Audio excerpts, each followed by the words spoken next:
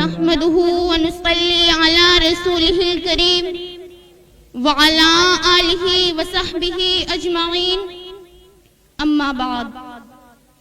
محمد مصطفیٰ افضل حصار رسولوں میں، محمد مصطفیٰ افضل حصار رسولوں میں جیسے ہوتا ہے گلاب افضل زمانے بھر کے پھولوں میں. حسن یوسف دیکھ کر وہاں کٹ گئی تھی انگلیاں، حسن یوسف دیکھ کر وہاں کٹ گئی تھی انگلیاں، یہاں چاند کٹ گیا انگلی کو دیکھ کر. خدا نے بنائی ہے صورت محمد کی، خدا نے بنائی ہے صورت محمد کی، ہوا وہ عاشق جس نے دیکھ لی صورت محمد کی. جمال حسن یوسف پر فقط عاشق زلیخا تھی، جمال حسن یوسف پر فقط عاشق زلیخا تھی. خدا جس پر ہو عاشق وہ صورت ہے محمد کی. خاموش جو رہ جائیں سن کر اسلام کی توہین، خاموش جو رہ جائیں سن کر اسلام کی توہین، بے شرم ہے بزدل ہے وہ خوددار نہیں ہے. سامعین کرام، ہر مسلمان یہ عقیدہ رکھتا ہے کہ حضور صلی اللہ علیہ وسلم آخری نبی ہے، آخری رسول ہے، آخری پیغمبر ہے. آپ کے بعد کوئی نبی نہیں آئے گا، اب نبیوں کا سلسلہ ختم. اب کیا مطلب کہ کوئی نبی نہیں آئے گا؟ جناب والا، یہ ختم نبوت کا فیصلہ ایک ایسا فیصلہ ہے جو باقی فیصلوں کو رد کر دیتا ہے، وطن اور وطنیت کے فیصلوں کو پیچھے چھوڑ دیتا ہے.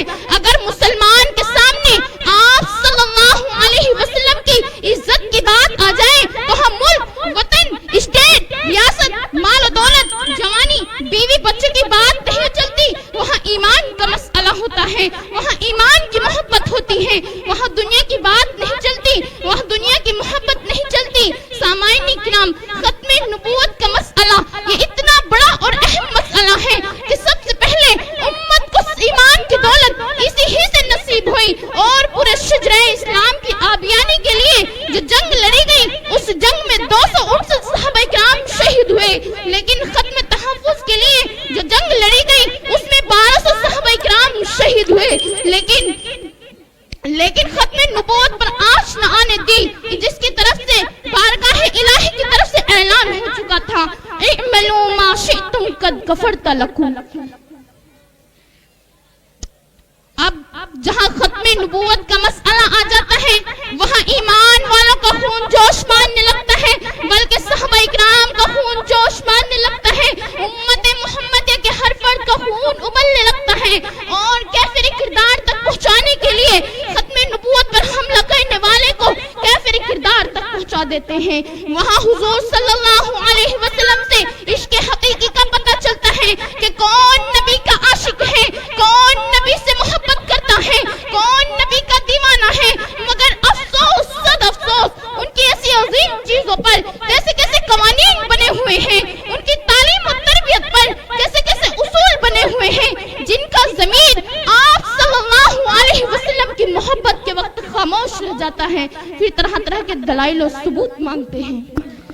الحمدللہ. میں وقت کی قلت کو مد نظر رکھتے ہوئے اپنی بات کو یہیں ختم کرنا چاہوں گی چند اثار کے ساتھ کہ غلامان محمد کو سدا بیدار رہنا ہے، کہ غلامان محمد کو سدا بیدار رہنا ہے.